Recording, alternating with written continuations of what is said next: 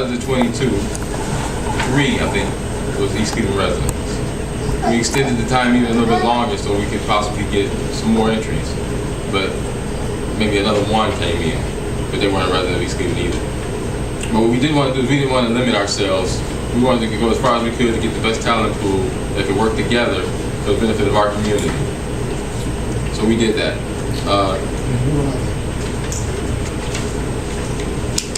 Some of the names that were interviewed was Ross Micatelli, John Nestor, Earl Cipriani, Neil Brennan, Stephanie Turner,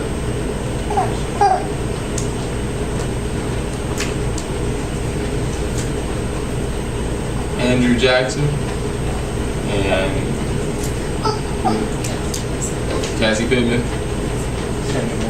Sandra Morgan, thank you. I missed one more.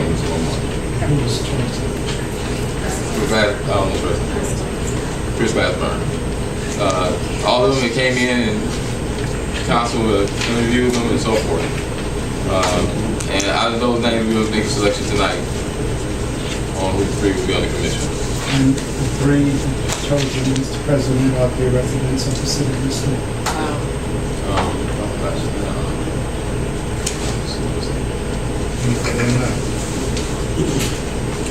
Anybody has a comment? Well, I think we should add, and I agree with this because I thought you would have it. The former Judge Uni King was applied. That was one of the 3 East Clevelanders. I would say we had a pretty impressive list of individuals stepping up. Also, according to what I read in 70.9, it talks about this process. Is that we're not locked into East Clevelanders, even though most people would prefer to have East Clevelanders. Right. It's our responsibility to get the best people that's going to represent the city of East Cleveland so we can leverage and get the best situation for our citizens. And that's the flavor that I feel from this school. Thank you. Councilwoman Thomas.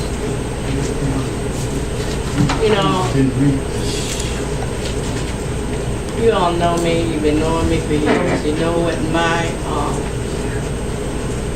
my flavor is. That I believe, and I truly believe that East Cleveland should remain East Cleveland. And in order to do that, way back when, fought hard for another option. When we were told by the auditor that going out to the bond market was not an option. When we were told that bankruptcy was not an option. And the auditor had a consultant come in, and basically when I looked at the results of that study, it was basically what the council had put together, and they used that to put in there. And that cost about $36,000 or more. I might be quoting it not exact. But I always felt that you don't walk away from something unless you've tried everything and you've exhausted every remedy that you can. I always feel that there are other options out there that hasn't truly been explored. And when I interviewed one of the individuals and asked that individual, where do you think that we fell short on not promoting East Cleveland like it should be? That individual went on to tell me all the things that should have been put out there a long time ago and explored. And one of the things that really stood out to me is what I've been saying. don't let anyone on the outside define Thank you. who East Cleveland is. Now, having said all that, I want to take you back, and I don't want to hold you too long, but it's so important to tell you that when I, and this is the only time that I want to use I, took on the job of going to the Board of Election to determine what was real and what was not real and what had taken place. There was the fact that we, as the council, was not doing our job. When I took the information about the petition to the Board of Election and went through the whole litany of what was wrong, and the judge was sent to the judge, and it took a while, but the judge came back and said there was some irregularities, but the irregularities was not with the signatures of the residents. Those signatures were solid, but it was the irregularities of the individual that was taking the petition around. So that is what the judge ruled on.